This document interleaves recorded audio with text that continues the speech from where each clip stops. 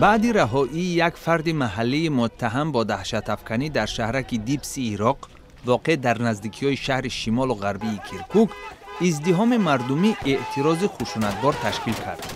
این فرد به خاطر ترکاندن یک منزل بازداشت شده بود. اعتراضگران که اساساً عراقی‌های کرد تبار بودند، روز 13 اپریل تالار دادگاه و همچنان خانه‌های دادرس و یک افسر ارتش را آتش زده بودند. در پایتخت قزاقستان شهر آستانه 4 زن به نشان اعتراض از مصادره منزل زیستشان خود را در نزد بینای پارلمان زنجیرپیچ کردند. آنها میگویند اعتراضشان را زمان خاتمه میبخشند که وکیلان پارلمان با آنها واخورند. حکومت قزاقستان بهانه نیاز به زمین را پیش آورده خانه‌های چندین ساکن این جمهوری را مصادره کرده است. مردم محروم از منزل شکایت دارند که جبران پولی حکومت ناچیز است.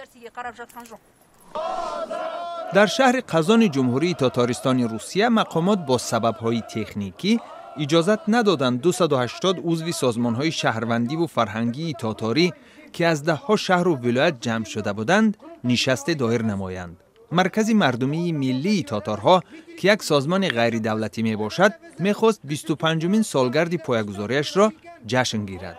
روزهای پیش مقامات به برگزاری این نشست در 3 تالار دیگر هم اجازت نداده بودند.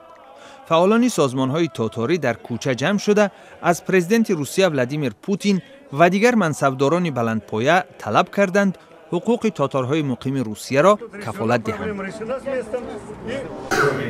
وزارت کارهای خارجی افغانستان تصدیق کرد که یکی از سابق رهبران طالبان آقاجان معتصم در دبی به نام و نشان شده است.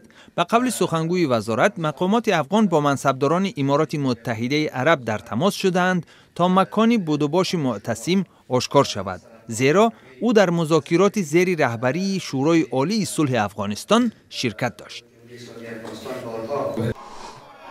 در شمال و غرب پاکستان اعضای قبیله ماهمند گرد همایی تشکیل نموده طلب کردند که تأمین مردم منطقه با نیروی برق تنظیم یابد. اعتراضگران راه‌ها را بسته چرخ‌های کهنه ماشین‌ها را به کام آتش کشیدند. آنها میگویند بعضاً تأمین برق تا 20 ساعت قطع شده باعث ایجاد مانع در فعالیت کارخانه‌ها و حیات همه‌روزه مردم می‌شود.